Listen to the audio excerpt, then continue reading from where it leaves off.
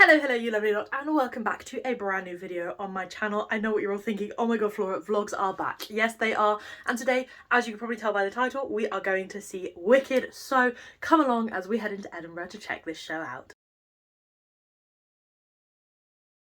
You're probably wondering, firstly, Flora, why have we not had any vlogs lately? It's because I'm a busy girl, okay? I'm a uni student. I'm trying to write a dissertation. I can only spend so much time editing YouTube videos. So you haven't had one in a while. So hopefully this vlog makes up for it, because if you stay to the very end, there will also be a full review on my thoughts and feelings about Wicked itself. But why Wicked? If you follow me on TikTok, you're probably thinking, Flora, I've heard you do nothing but slag this show off for the last 2 years, so why the change of heart? Why go to Edinburgh to check it out? And that is for several reasons. Firstly, I don't think it's necessarily fair for me to judge Wicked based on the opinions of me as a 10-year-old, which is when I last went to see it. And 10-year-old Flora had very different opinions on theatre and a lot of things about life than I currently do now, 12 years later. But it's also because there is one person in the cast that I'm really hoping to see tonight, so fingers crossed he is on, and that is going to be the wonderful Carl Mann. I've had the pleasure of speaking to Carl Mann in the past. I do think he's a terrific human being and an amazing talent. He was the understudy for Fiyero on the West End for Wicked, but now he's the lead Fiyero, which I know, having spoken to him personally, is his literal dream role of all time, so I'm so proud of him. He was in & Juliet as Romeo, and I didn't catch him. I had the understudy when I was there, Alex Tranter, who is also amazing, but that's an entirely different conversation. We are here for Carl Mann, and that is why I am going to be seeing Wicked tonight, and even more excitingly, guys, I'm in row B, meaning we get up close and personal action. I've never sat in row B at the Edinburgh Playhouse, so that will also be an experience, so I can't wait to show you guys my view, my programme. I'm definitely going to try and get a pin to add to my wonderful musical theatre pin collection. So what do you say we get in my car and we make our way to Edinburgh? Alright, we are in my car, we are about to set off. Now, I was hoping to maybe dress to the theme of Wicked, wear a bit of green, but unfortunately it is so cold here in Scotland that I'm having to put practicality over the way I look, so you're gonna have to forgive me. I've got some like green eyeshadow on because I kind of had to with Wicked, and I've also got my Glinda pink nails, which I'm loving at the moment, but you're going to see a lot of me wearing a big snow jacket and this fleece, which I hope's okay. Though if my outfit is of concern, maybe this isn't the vlog for you, because I think the outfit is what I think about last when it comes to going to the theatre. But I'm about to get on the road and I will pick you up when we arrive. Alright, so as you can see by the bright green building behind me, we have made it to the Edinburgh Playhouse. It is bloody freezing here in Edinburgh, so I'm going to head inside so that I don't freeze to death. But I wanted to show you guys the outside before I went in. Now, I love the fact that the Edinburgh Playhouse lights everything up, but look how gorgeous it looks. Absolutely stunning, and I'll show you the Wicked sign down here. It's literally like, this is honestly, maybe I'm biased, but this is one of my favourite theatres in the UK. I think it's stunning, and the fact they can light it up like this is even more amazing. But like I said, before I freeze, I'm gonna head inside. I'm gonna have to talk very loudly to be heard over Evermore from Beauty and the Beast. As you can see, I have purchased my programme. I'm inside, which I'm very grateful for because it is freezing. I'm about to snap some pictures with this here, as I think it's really cute. But I've never been to a theatre. We came in and they were playing a song from Wicked. I'm such a bad theatre fan, I can't actually name what song it was. But I've never been into a theatre where they were playing songs from the show just out loud. We've obviously just got someone's musical theatre playlist on, because now we're on Evermore from Beauty and the Beast, like I said. So yeah, I'm intrigued to see what songs we get next. I think I'm going to keep a little bit of a tally. I think I'm going to grab myself a drink, maybe some snacks, and then go show you guys around. Okay, I can definitely confirm it is just someone's random musical theatre playlist, because now we have A Million Dreams from Greatest Showman playing, but I kind of respect that.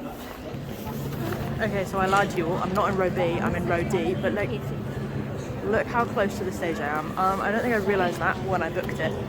I'm literally like right under the dragon. What is the dragon for? Is there a dragon in the show? Like I said, I was 10 last time I came to see this show, so I don't know. But here's the gorgeous set, or at least what we can see of it so far.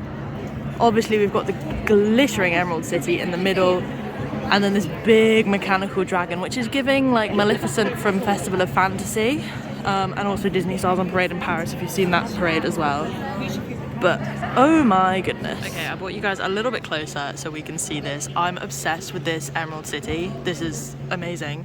We've also got the open orchestra pit, which is pretty unique these days. And what I love is that you can see all these cogs and gears around the side, but the front of the stage has been brought forward to be cogs and gears as well, which I absolutely love when sets do this and sort of bring the theatre out into the audience and sort of beyond the regular proscenium that we see and the iron hanging up the top. Yes, look at me throwing in those theatrical terms I learnt when I went on a theatre tour. Alright, I'm just going through the programme, and very interestingly, the creative team come before the cast, which is something you don't see very often, and I do think it's probably a testament to how important the creative team are to this show compared to a lot of others. Not saying they're not important in other shows, but so yeah, I just thought that was an interesting little tidbit. Okay, the lighting is incredibly dodgy because it is the interval, but I've got my little mic out, so hopefully you guys can hear me better. That's why the audio is slightly different. Yeah, not my best lighting, but Defying Gravity, Laura, I think it is, playing Alphabet, absolutely stunning. Like, I've never seen a song sung so effortlessly. It was gorgeous. I'm not leaving my seat because it is a sold-out show tonight, so I don't think I have much chance with the toilet. Defying Gravity brought the house down, safe to say. Carl Mann Fierro, before dancing through I got so nervous that, like, I obviously champion having alternates and understudies on, but, like, he's why I'm here, let's be real. I don't think anyone else could have convinced me to come and see Wicked, except Carl Mann. So, I'm very glad he's on, and, he plays the, like, self-absorbed, gorgeous himbo so well, which makes sense because he was Romeo in & Juliet, like, typecasting down to a T. Yeah, I would admit the only songs I know from the show, bar Change for the Good or whatever the finale song is. This is me showing my lack of Wicked knowledge. All of the songs I know are in Act 1, so I'm intrigued to see how I find Act 2. I'm going to hesitantly give Act 1 a 7 out of 10. There are moments that I feel like could have been slightly better, but that's just personal preference. And I will be sure to pick you up either at the end of the show for a cheeky little clip of the bows if I'm allowed to film. I'm actually about to go and find someone to ask. Or when I get home and I'm giving you guys my full review. So stay tuned.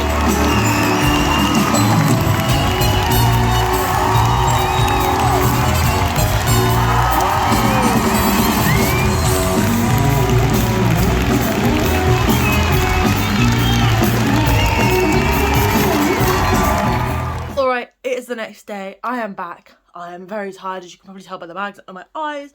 But that aside, let's get into what I loved, what I disliked, and my final thoughts and feelings on Wicked. Now, before we go into this full review, I will be fully transparent. Wicked isn't a show that I have ever particularly gravitated towards. It has taken 12 years for me to see the show again after seeing it when I was 10. I remembered none of it from when I was 10, if I'm being perfectly honest. Obviously, I feel like everyone at this point, regardless of whether you're a theatre kid or not, is very, very aware of the songs Defying Gravity and Popular.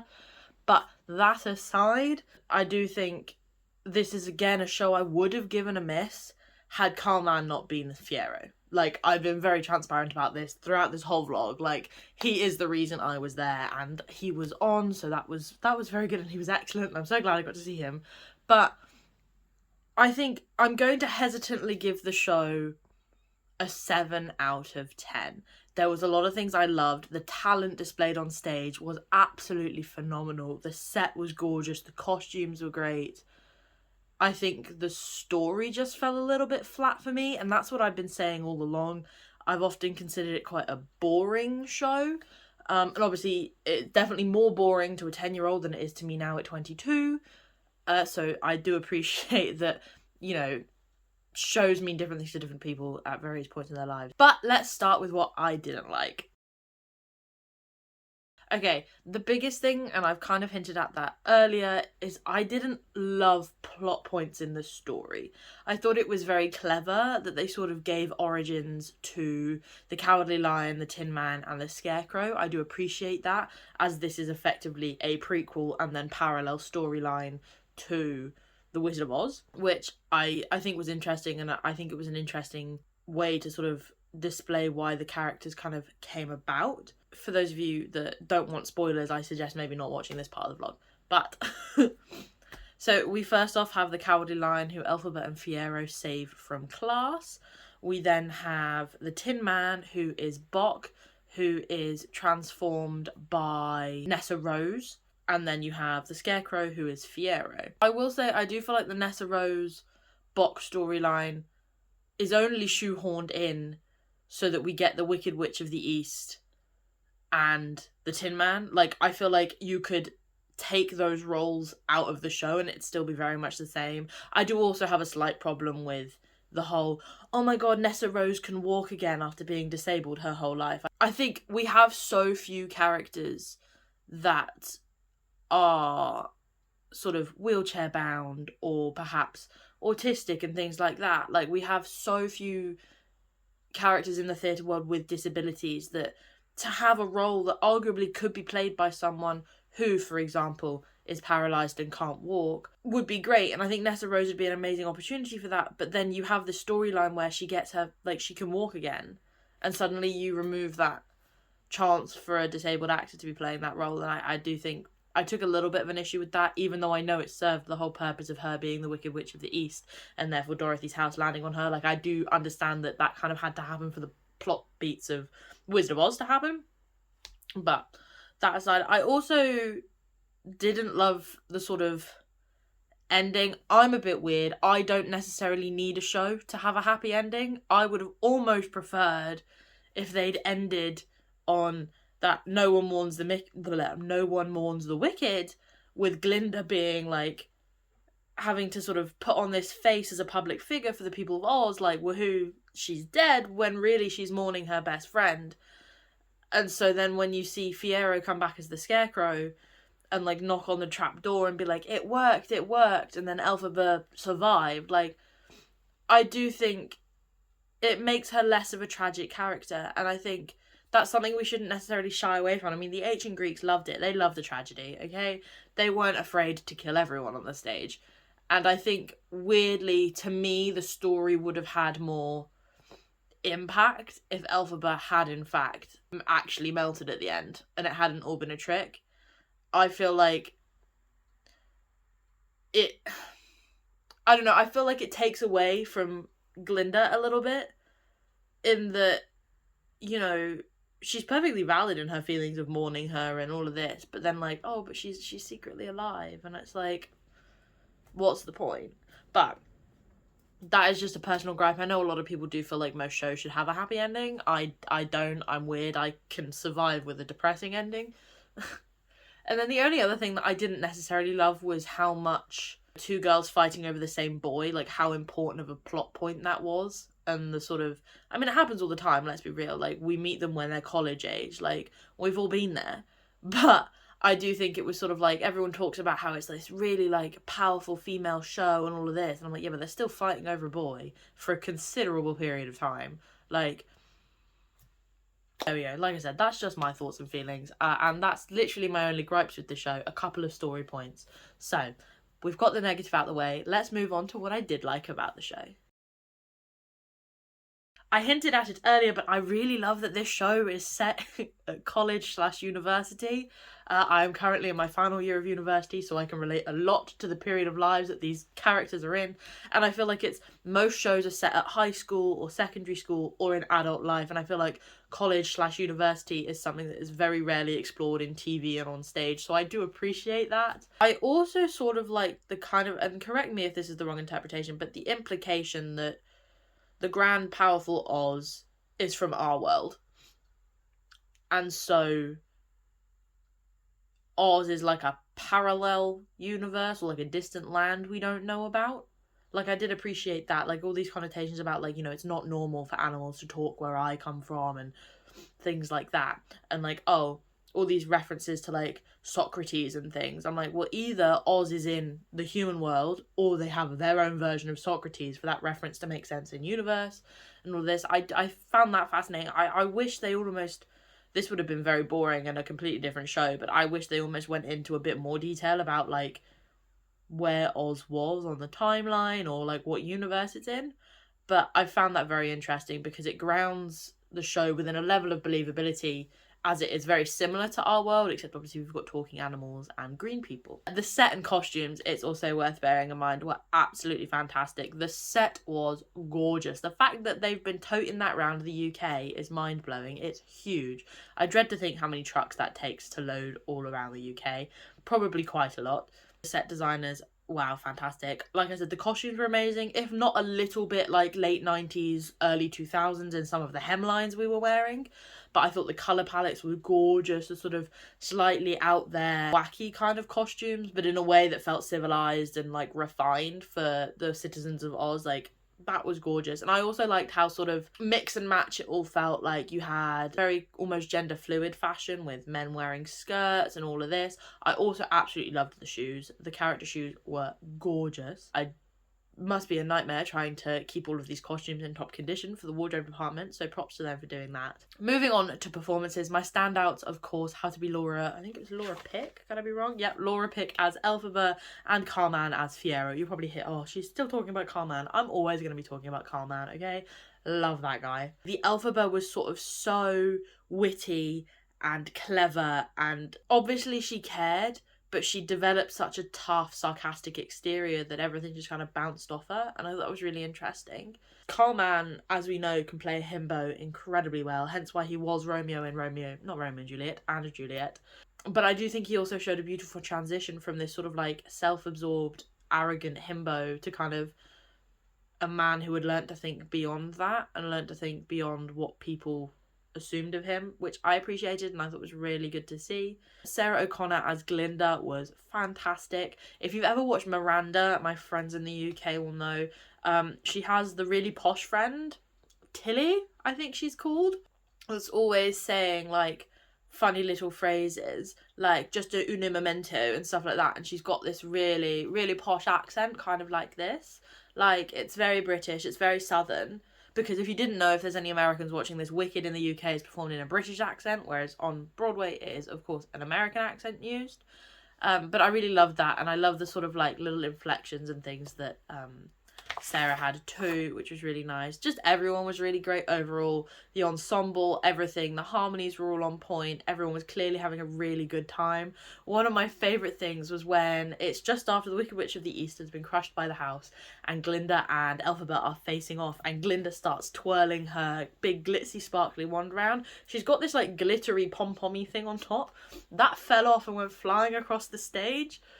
So she had to just toss the whole prop into the wings and everyone on stage, her and Sarah and Laura were really fighting off the giggles as they were kind of trying to continue this like little fight, and then you had the guards come on, and then you had Carl come on as Fiyero, and everyone is just, you can see them fighting for their lives. It's supposed to be a really emotionally intense scene. Fiyero is defying the guards, you know, Glinda's in trouble, he wants to protect Elphaba, all of this, and it's all being done with like, you know, that sort of weird smile you get on your face when you're fighting to hold back your laughs because you know it's inappropriate.